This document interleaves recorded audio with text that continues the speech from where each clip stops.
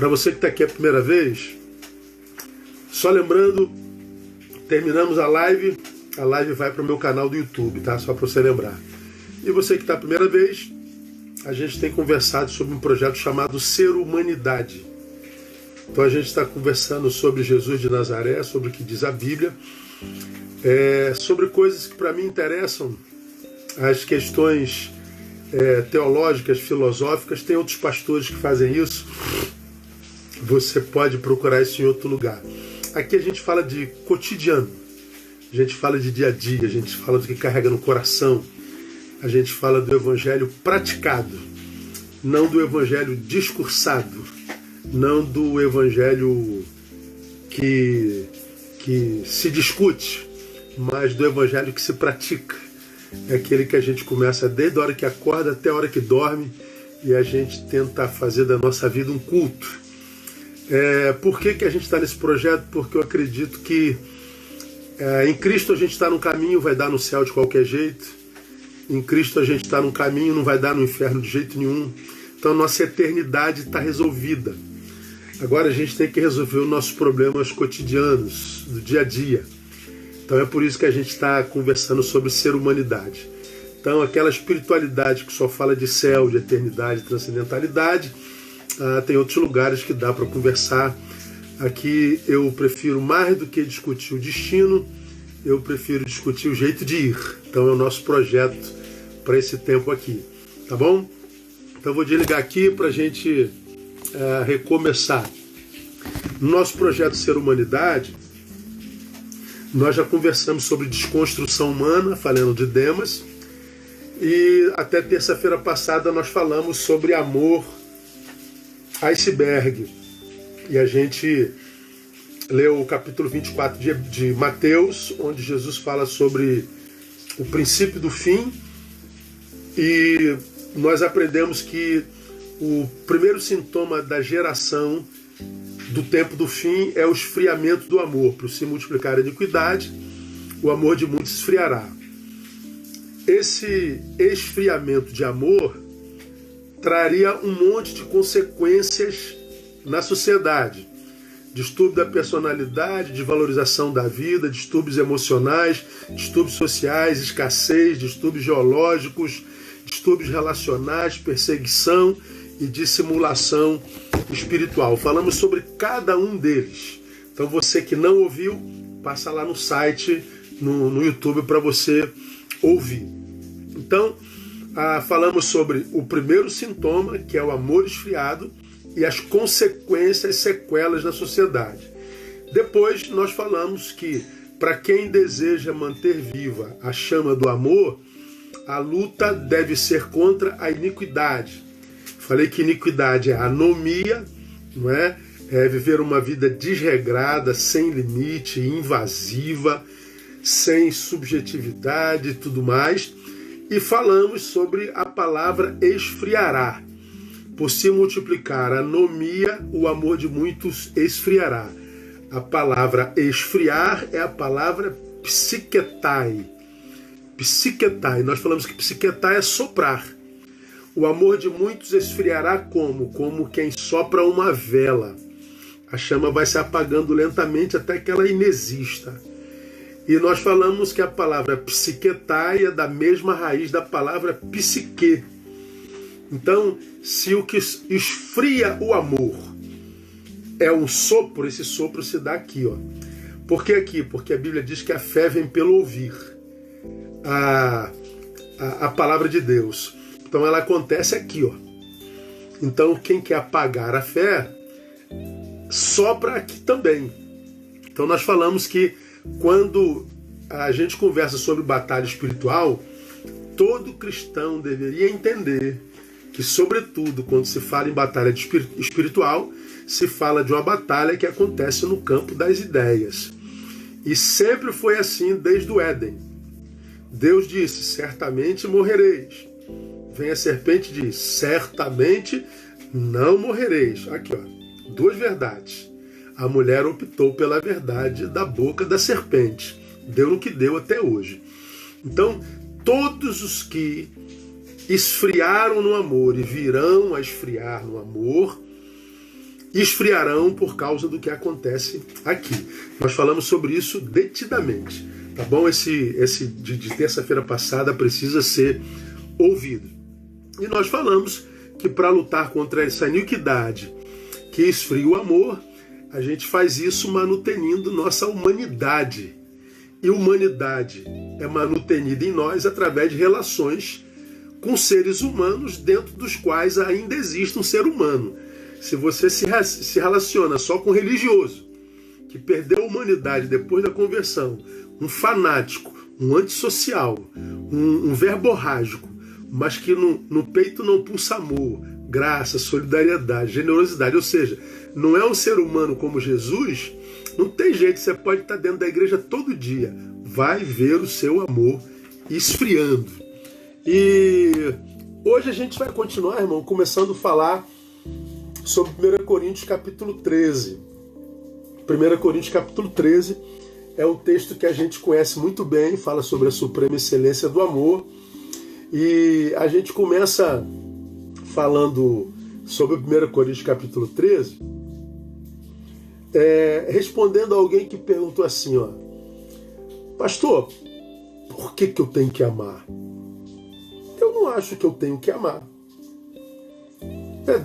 Por que eu tenho que amar? Eu não quero amar, se eu quiser odiar, eu odeio, se eu quiser ser indiferente, eu sou. Por que o amor tem que ser o sentimento padrão? Não tem que ser. Então, quando eu ouço palavras como essa, a gente só pode ouvir nessa pós-modernidade, na transmodernidade, onde a Bíblia já não é mais regra de fé e prática para nada. Como eu falei na semana passada, a Bíblia diz uma coisa, mas eu acho outra, então eu fico com o que eu acho.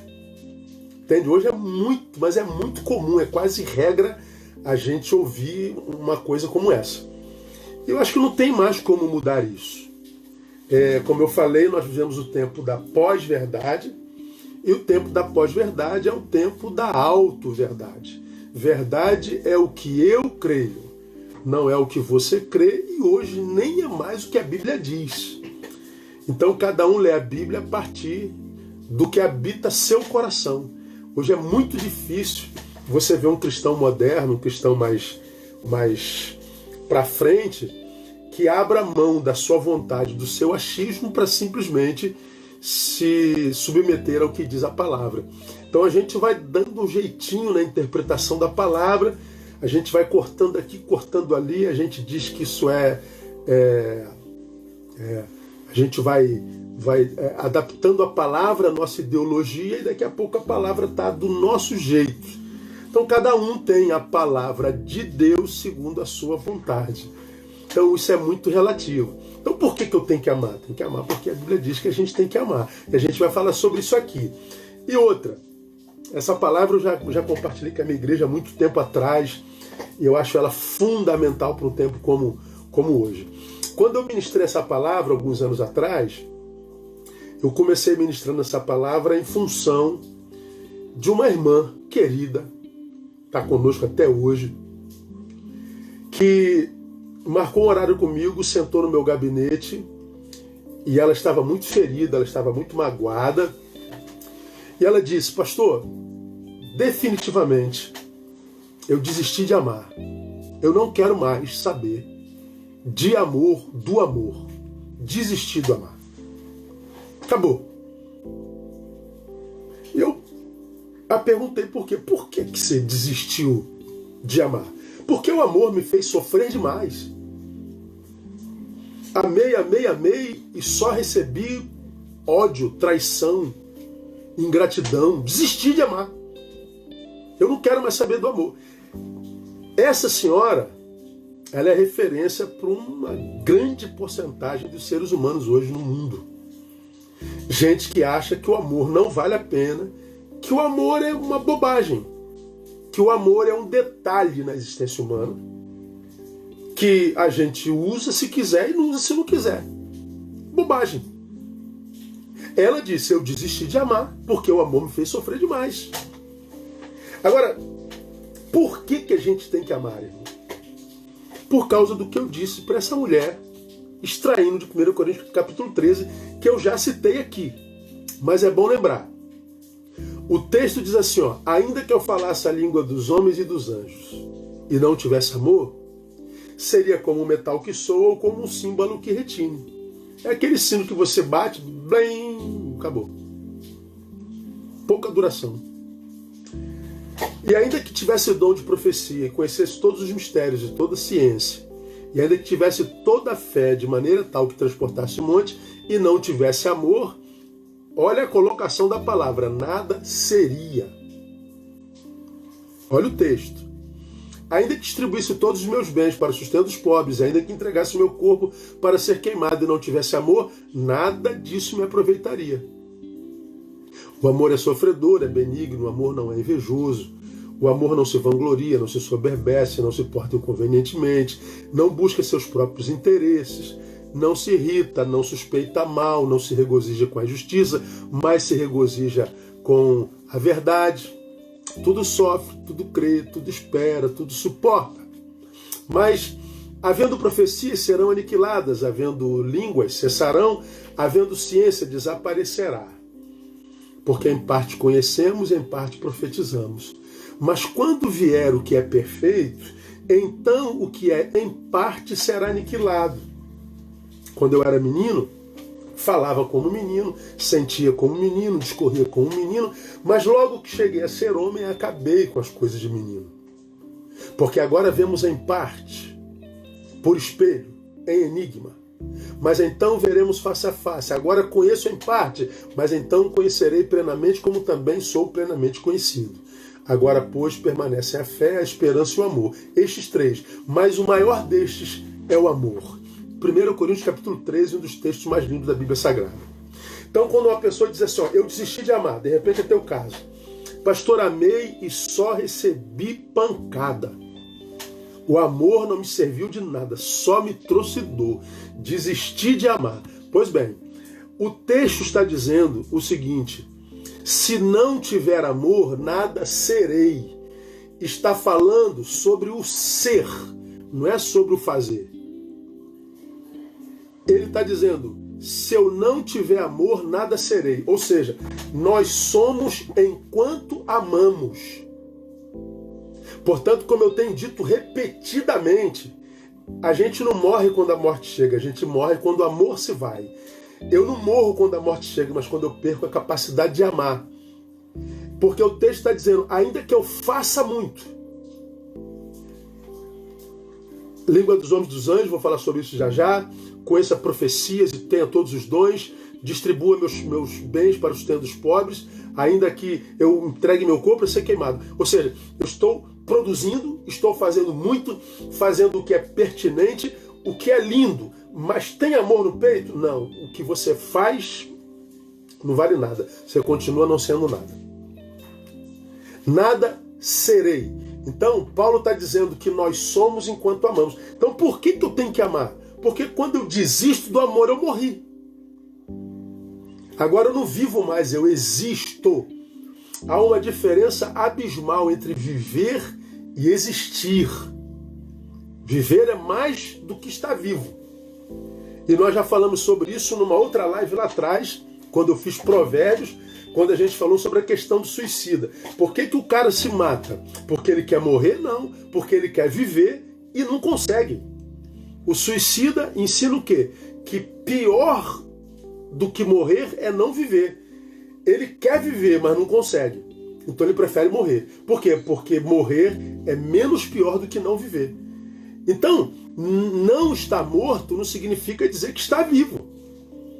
São coisas diferentes. Paulo está dizendo que o que nos mantém vivo é o amor. Eu desisti de amar. Então tu morreu, você morreu. Agora você é um corpo que anda. Você é um corpo que pulsa. Mas você não conseguirá mais extrair da existência, na existência, alguma coisa que gere plenitude em você. Daqui vem as lições que eu quero compartilhar com vocês nesse período que a gente vai passar junto nessa quinta e nas outras duas, na outra semana e mais uma, 4 encontros daqui para lá. Então o que a gente aprende mais a respeito do amor nesse lindo texto de 1 Coríntios capítulo 13. Primeiro, que o que transforma a nossa existência em vida, portanto, não é o que a gente faz fora, é o que a gente carrega dentro. O que transforma a minha existência em vida não é o que eu faço fora, é o que eu carrego dentro. Então, o texto que nós acabamos de ler, os 3 primeiros versículos, ainda que eu falasse a língua dos homens e dos anjos. Como é que eu interpreto isso aqui, irmão? Ele usa coisas absolutamente importantes e indispensáveis. Quando ele diz, ainda que eu falasse a língua dos homens e dos anjos, ele está dizendo, ainda que eu tivesse essa capacidade diplomática, essa capacidade de ser um porta-voz do céu aos homens. Se eu falo a língua dos anjos, ele está dizendo, vamos imaginar que céus e terra entraram em litígio, não falam mais a mesma língua. A terra não entende os céus e os céus não entendem a terra ou se calaram por causa disso. Porque a gente sabe que Deus só fala com quem ele sabe e vai ouvir. Se a gente não ouve, ele se cala. Então ele está dizendo, eu posso ser aquele camarada que vejo céus e terra em litígio. Eu entro com a minha capacidade diplomática e eu traduzo Deus aos homens. E eu traduzo os homens a Deus. E eu faço a conexão. Eu restabeleço a comunhão entre céu e terra. Ele está dizendo, eu posso ter essa capacidade de unir céu e terra. Mas se eu não tiver amor, nem essa coisa grandiosa transforma a minha existência em vida. Ainda que eu falasse a língua dos homens, ou seja, ele está dizendo que ele pode pegar um casal que está em litígio, não consegue mais falar a mesma língua, essa família vai acabar. Aí entra o Neil com sua capacidade de falar a língua dos homens e ele traduz essa mulher ao marido, ele traduz ao marido a mulher e ele restaura um casamento. Ele está vendo nações se digladiando, guerra matando, desconstruindo. Ele está dizendo, eu entro com a minha capacidade dialogal, com a minha capacidade diplomática, e eu então acabo com as guerras entre os homens. Ele está dizendo, Neil, você pode fazer essas coisas lindas e maravilhosas e necessárias. O que você carrega no peito, Neil? Eu carrego nada, pastor. Eu carrego vazio. Então nada do que você fez do lado de fora vai transformar a tua existência em vida. Não é o que você faz fora. Ele está dizendo ainda que eu tivesse o dom da profecia. Dom da profecia, conhecer todos os mistérios e ciência, ainda que tivesse toda a fé, de maneira tal que transportasse os montes e não tivesse amor, ele diz, nada seria. Então ele fala dos mais importantes dons. O da profecia, que teoricamente é descobrir o futuro. Eu sei o que vai acontecer lá. Deus me revela, de modo que eu não sou acometido por ansiedade nem por medo, que são paralisantes humanos. Eu posso conhecer toda a ciência, dar a resposta que a ciência não consegue. Eu posso ter fé a ponto de transportar os montes dos lugares. Ou seja, nada me abala, porque eu seria como o monte de Sião. Ele está dizendo, você pode viver essa experiência religiosa extraordinária. Tem amor aí? Não. Você é um religioso vazio e morto.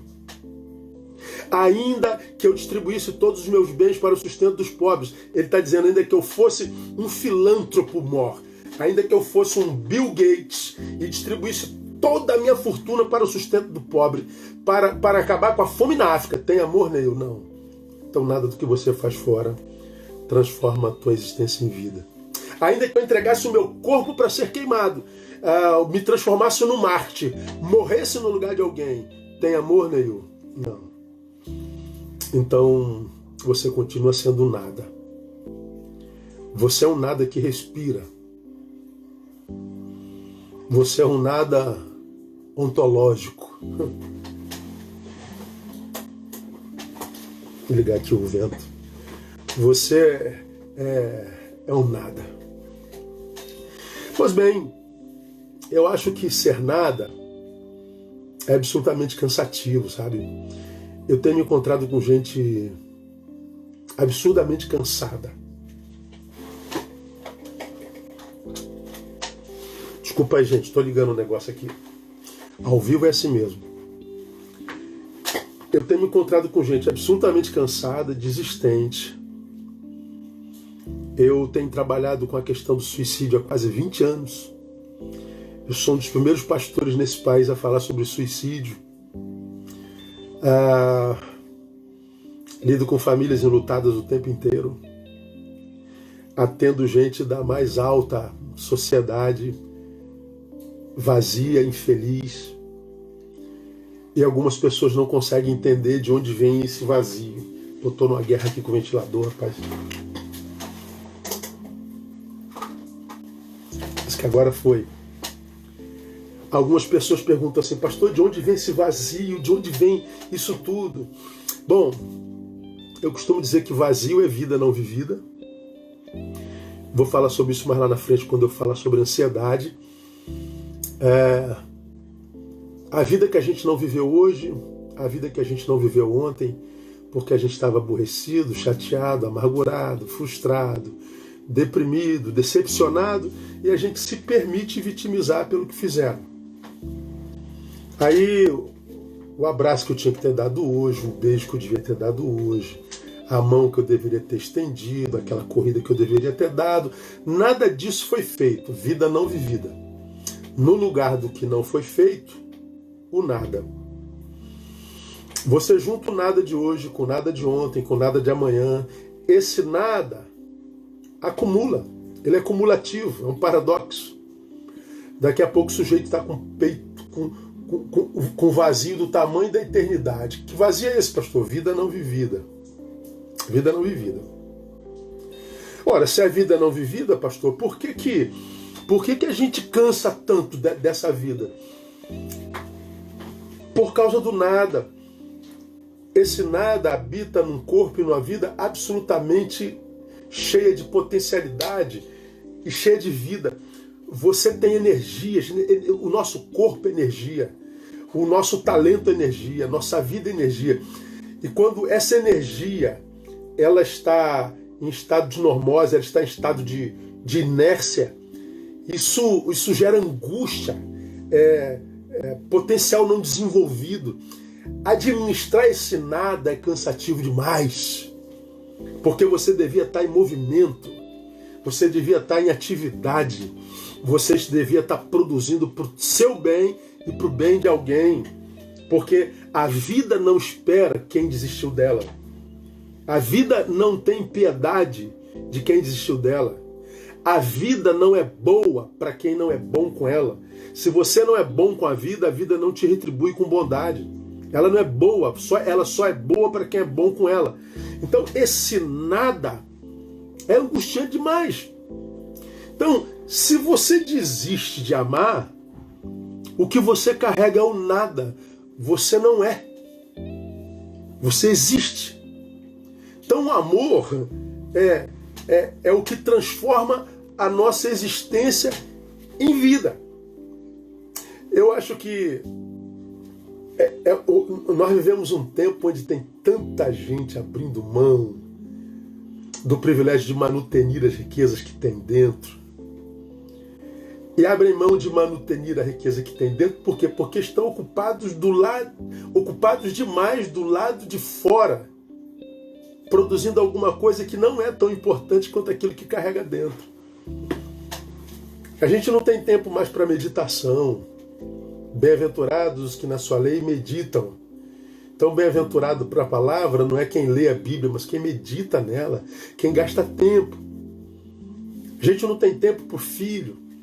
A gente diz, papai está trabalhando para te dar o melhor. Nada, mentira. Você está trabalhando porque você viciou. Você é workaholic, viciou, porque o melhor que um pai pode dar para o filho não é presente, é presença. A gente não tem tempo para a esposa, a gente não tem tempo para o marido, a gente não tem tempo para os amigos, cara. A gente não tem tempo para sentar à mesa. A gente não tem tempo para sorrir e para brigar. A gente não tem tempo. Pois é. O que acontece? A gente não vai manutenindo aquilo que de fato é vida em nós. O que a gente faz do lado de fora é produção. É o que a gente faz. A gente é o que a gente carrega dentro. Eu gosto muito de uma ilustração de um executivo que deixou o seu trabalho quando ele recebeu uma cartinha da sua filha de 11 anos, contando para ele de 10 anos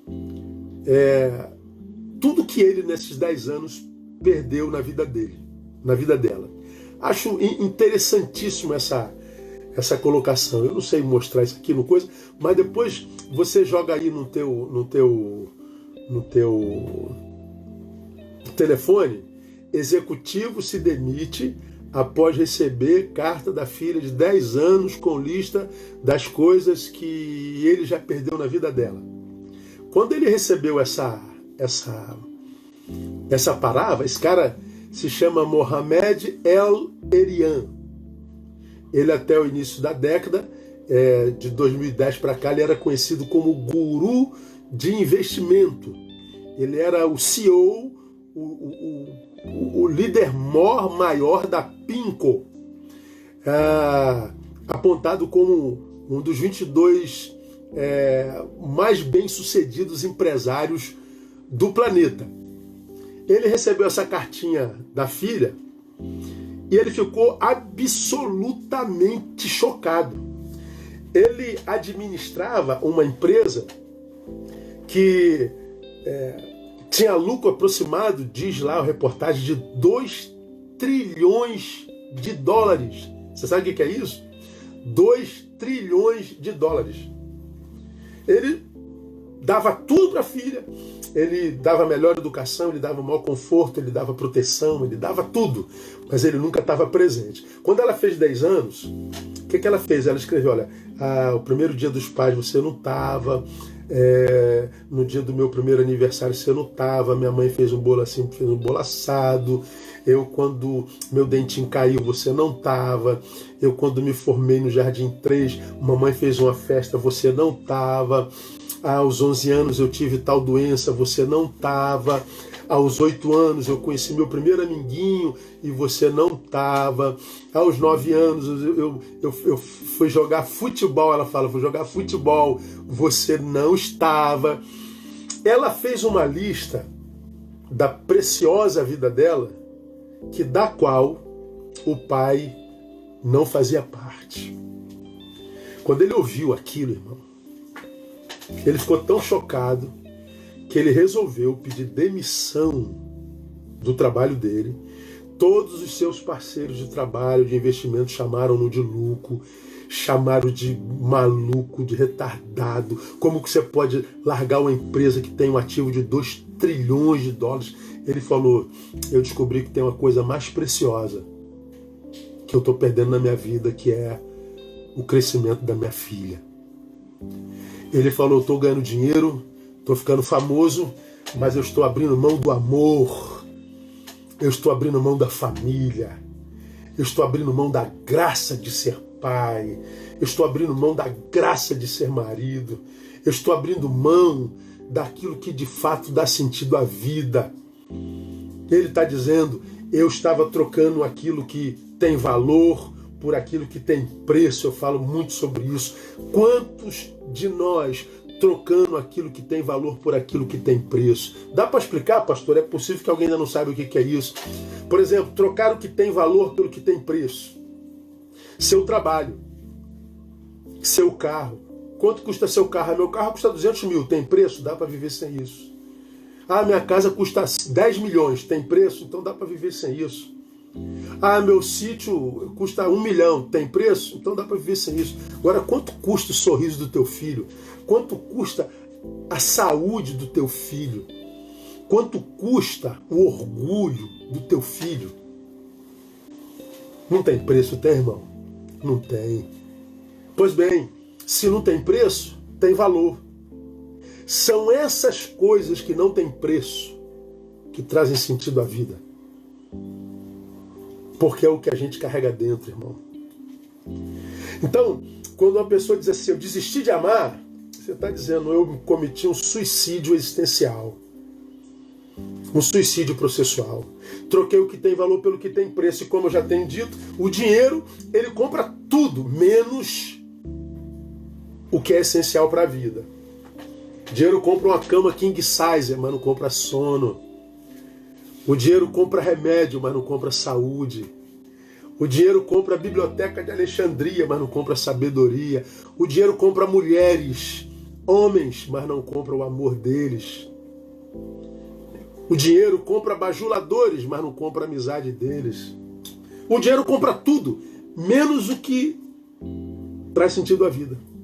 Porque o que traz sentido à vida não tem preço. Por isso que é muito comum, gente, a gente encontrar alguns mendigos existenciais morando nas coberturas do Brasil. Como aqui no Rio de Janeiro, alguns mendigos existenciais morando nas coberturas na Avenida Atlântica, na Vieira Solto, em frente à praia de Copacabana, de Ipanema, Leblon. Mendigos existenciais morando em coberturas. Como a gente encontra alguns milionários morando nas favelas do Rio de Janeiro. Gente rica, mas muito rica, que mora nas comunidades pobres do Rio de Janeiro. Por que rica? Porque a verdadeira riqueza está aqui, ó. Está aqui. Dentro do peito. O que transforma a nossa vida, a nossa existência em vida, não é o que a gente faz do lado de fora, é o que a gente carrega do lado de dentro. Não é o que você faz, não é o seu trabalho, não é o seu dinheiro, não é a sua fama, não são os seus seguidores. É o que você carrega aqui, ó. Aqui, ó. Por que eu preciso amar, pastor? Porque eu tenho amor próprio. Eu vou dizer uma coisa para você aqui, bem particular, irmão. Eu sou de um temperamento colérico. A graça de Deus é que eu sou de temperamento bem transformado e equilibrado. Mas eu sou daquele cara que, como Pedro, arrancaria a espada e arrancaria o pescoço de alguém. Eu conheço o meu índice de maldade. Eu sei da minha capacidade de odiar. Eu sei da minha capacidade de produzir violência. Eu sei da minha capacidade de tratar com total indiferença. Eu sei de tudo isso.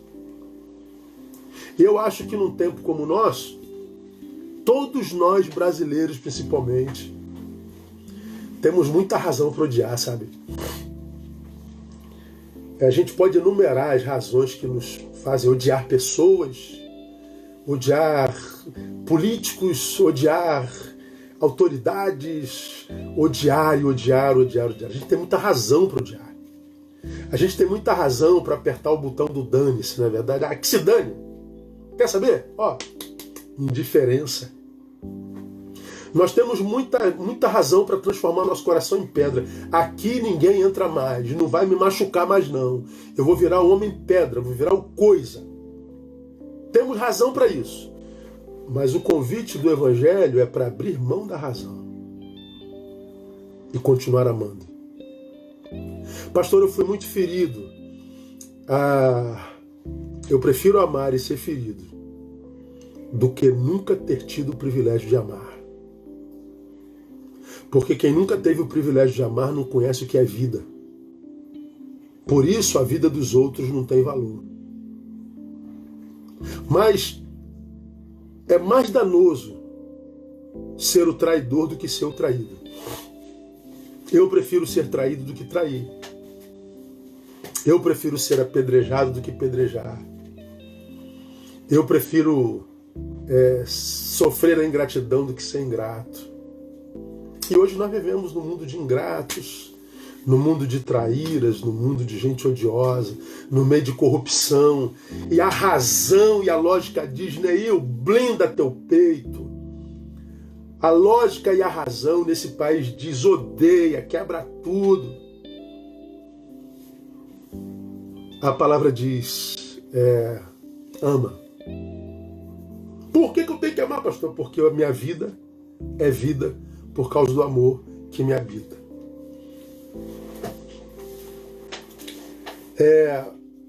Para a gente terminar esse tópico por segundo, é só a gente parar para pensar, irmão, por exemplo, como nossos sonhos mudam a proporção do lugar que a gente está, para você ver como é que não são as coisas que trazem sentido para a nossa vida. Preste atenção. Vamos imaginar que, como eu, você está em casa. Vamos imaginar que, como eu, você está com as suas contas pagas. Vamos imaginar que nós sonhamos em ver logo essa pandemia acabando e todos nós estamos assim, pô, quando acabar eu vou fazer uma viagem, vou para serra, vou para uma montanha, uma casa que tenha lareira, onde tem uma boa bebida, uma boa comida, ou então eu vou para a praia, vou para o exterior. Olha os sonhos. Nossos sonhos, porque nós estamos neste lugar, é a serra, a casa de praia, o exterior. Isso é o sonho. Para nós isso seria felicidade agora. Mas vamos imaginar que, diferente de nós, tem alguém que no mês passado sofreu um acidente automobilístico e fraturou a 7ª vértebra e teve a notícia que ficou paraplégico. E ele está acamado e mexendo só a cabeça. Da cama de um hospital paraplégico, o que seria felicidade para esse homem? Ir para o exterior? Ir para uma cabana de serra? Ir para uma casa de praia? Não. Felicidade para ele era só ficar em pé, mais nada.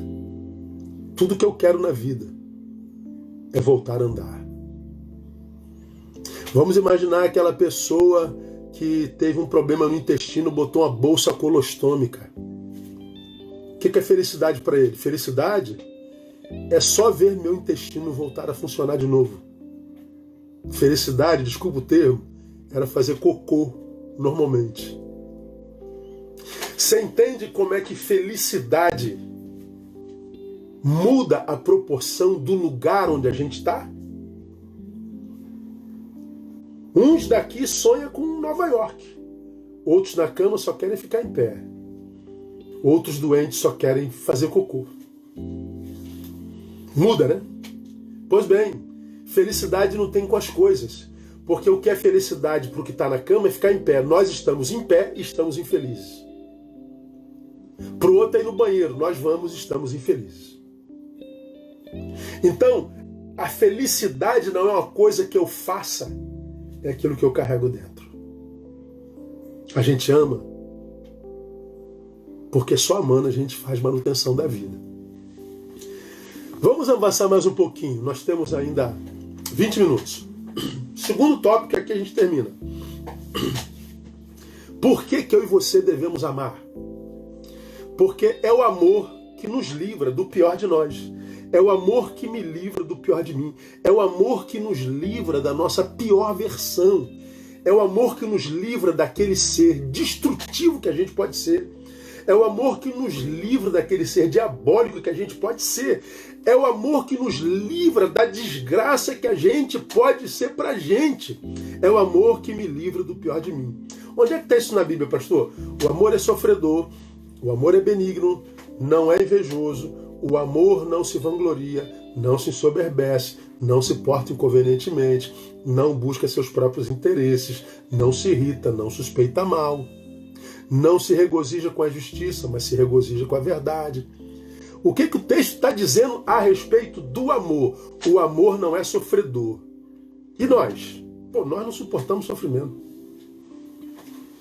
A gente não aguenta sofrimento. O sofrimento faz a gente murmurar. O sofrimento faz a gente xingar em vez de adorar. O sofrimento faz a gente coitadista. O sofrimento arrefece nossa fé. A gente acha que Deus não é bom. Pois bem, a gente não nasceu para o sofrimento. A gente não tem capacidade de sofrimento. Agora, quando o amor me habita, ele diz, esse amor me capacita no sofrimento. A gente suporta sofrimento à proporção do quanto a gente ama.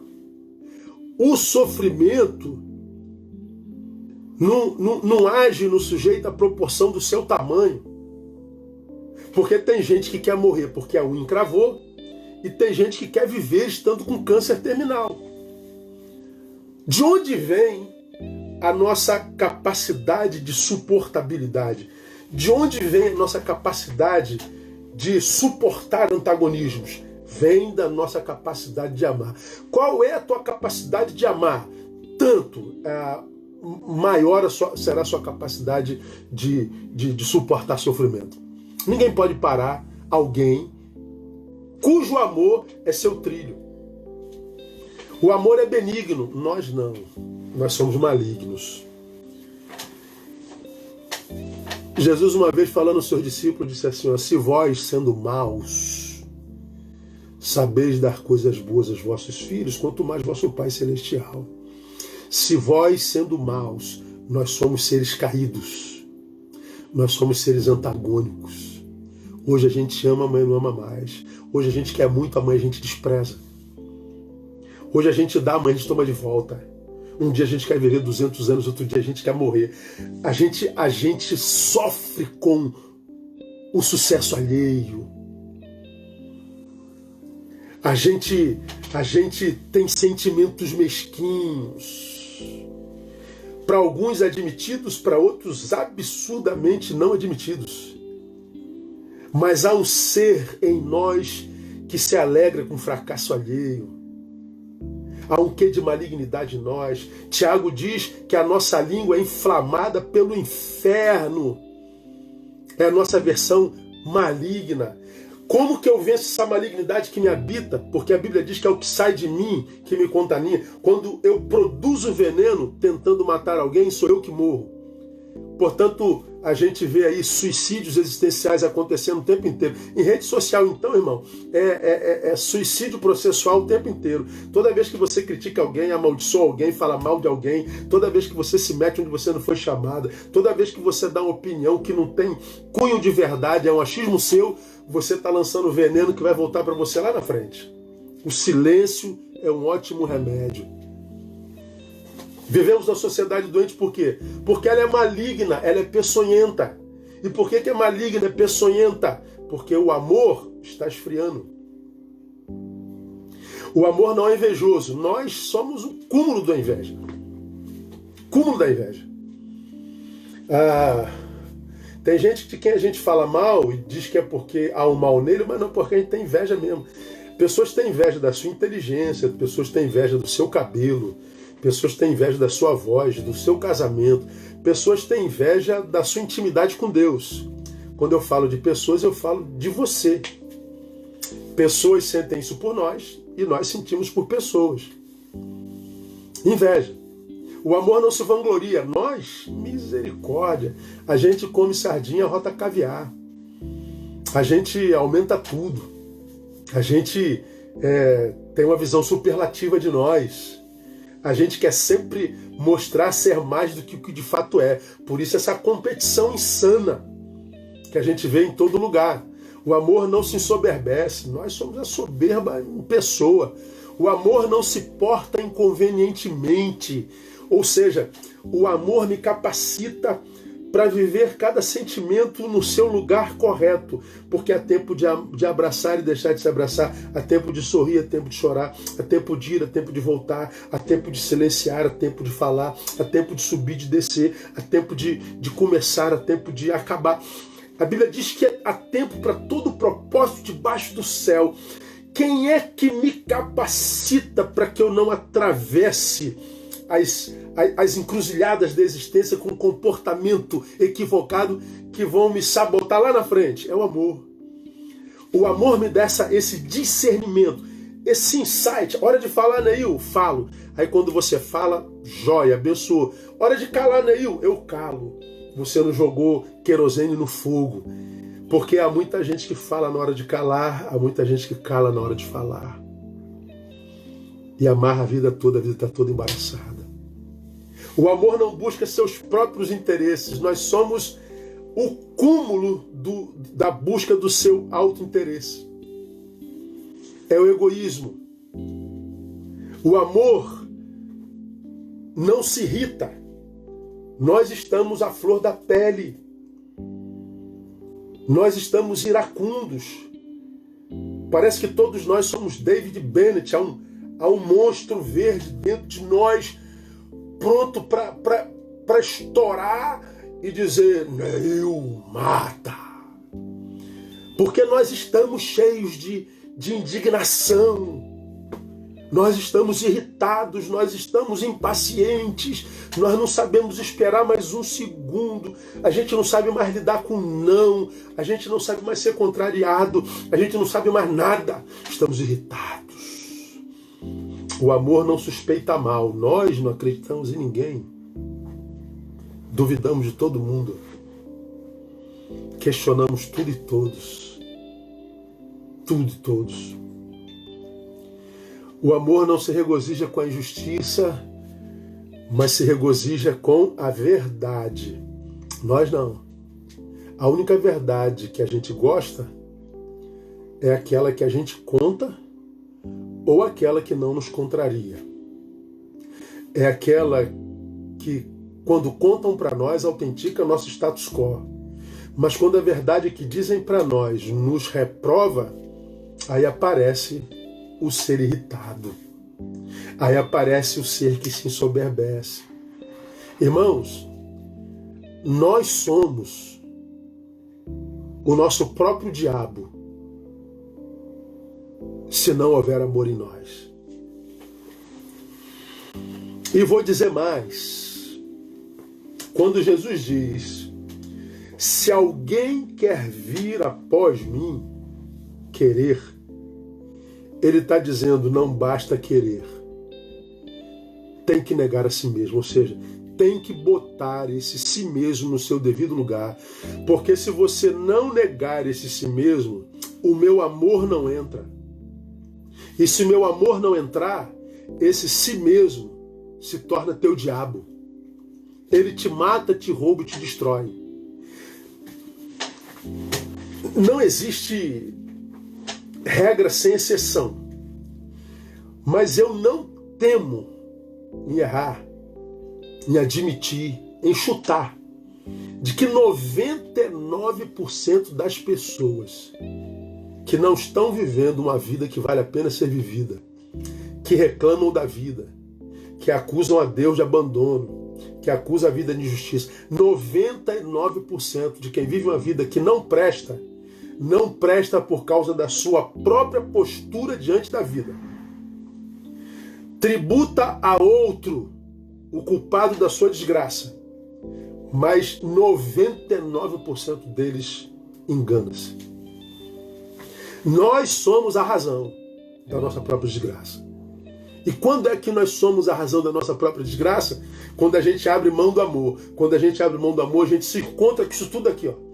Com esse ser frouxo que não sabe sofrer, com esse ser maligno que nos habita, com esse ser invejoso que sofre com a ascensão alheia, com esse ser que se vangloria e se ensoberbece o tempo inteiro, que está competindo o tempo todo, quer vencer o tempo todo, não reconhece superiores, não reconhece gente que é maior, gente que é melhor, portanto perde essa gente preciosa, se encontra com esse ser inconveniente que não sabe colocar limite em si mesmo, se torna um ser egoísta que vive em busca dos seus próprios interesses, um ser iracundo, esse ser desconfia de todo mundo, inclusive da bondade de Deus, se encontra com esse ser que não tem intimidade com a verdade. Esse ser se chama si mesmo, que a gente só vence se tiver amor. É isso que o Paulo está dizendo aqui. A Bíblia nos ensina que a vida é dialética, não é? Diz que nós somos uma moeda de dois lados. O bem e o mal nos habitam. Está aqui, está dito aqui. Paulo fala sobre isso lá em Romanos capítulo 7. Ele diz assim, ó, caramba, falta 5 minutos. Porque eu sei que em mim, olha Paulo, isto é, na minha carne não habita bem algum. Com efeito, querer o bem está em mim, mas o efetuá-lo não está. Pois não faço o bem que quero, mas o mal que não quero, esse pratico. Então ele está dizendo que o bem e o mal me habitam. E nem sempre eu consigo fazer o bem que quero e nem sempre eu consigo deixar de praticar o mal que eu não quero. Ou seja, a vida é dialética. Mas ele está dizendo que essa luta que travamos dentro de nós, essa luta que Paulo lá em Gálatas diz entre carne e espírito, ela é uma luta que é absolutamente esgotante, cansa. Nós estamos cansados da guerra que nós travamos contra nós mesmos. Quem vence? A carne ou o espírito? Eu te digo quem vence. Vence quem ama. Carne e espírito lutando, Gálatas 5. Quem vence? Vence quem ama. É o amor, irmão. Me perguntaram uma vez, eu já falei isso algumas vezes, por que Deus não acaba com o mal na terra? Foi uma universitária. Eu falei, para Deus acabar com o mal na terra, teria que acabar com você, né, filha? Ou você é 100% bom, boa. Deus não acaba com o mal na terra, porque se fosse acabar com o mal na terra, ele teria que eliminar a humanidade, porque nós estamos contaminados por esse mal. É por isso que o mal na terra não acaba. Então, até o mal é produto do amor de Deus. E é o amor de Deus que nos livra do mal que nos habita. Para a gente terminar, por que você acha que tão costumeiramente nos vemos com vontade de desistir? Por que você acha que nós muitas vezes estamos com tanta vontade de chutar o balde, de sumir do mapa, de não ver mais ninguém e de dar outro rumo para a vida? Por quê? Porque a gente passa muito tempo em contato com essa pior versão em nós. Quando você lida com a sua pior versão porque abandonou o amor, a tua vida se torna um enfado. A tua vida se torna insuportável. Amar é uma questão de amor próprio. Por que eu preciso amar, irmão? Primeiro, porque a nossa existência se transforma em vida, não em função do que a gente faz fora, mas em função do que a gente carrega dentro. E a gente ama por quê? Porque é o amor que nos livra da nossa pior versão. É o amor que nos livra do pior de nós. É o amor que me livra do pior de mim. E lutar contra essa minha pior versão cansa demais. E pior, se não fizer opção pelo amor, a pior versão vence. Então, meu irmão, nesses 3 minutinhos, reconsidera o fato de não amar mais. E a nossa vida é restituída em amor quando a gente escolhe amar a Deus sobre todas as coisas.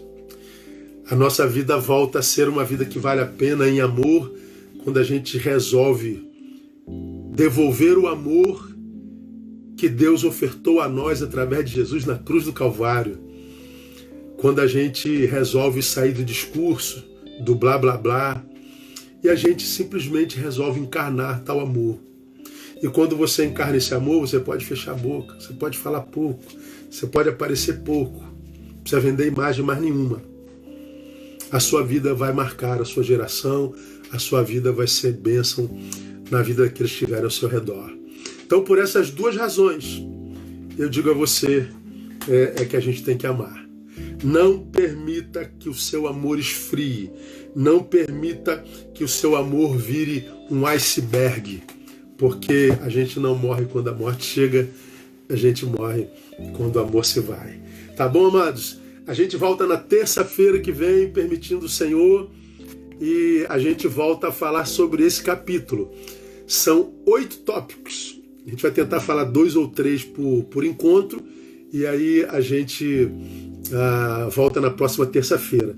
Daqui a algumas horas, esse estudo já vai estar lá no meu canal do YouTube. Se te abençoou, compartilha. Se te abençoou, printa aí essa tela e ouça essa palavra.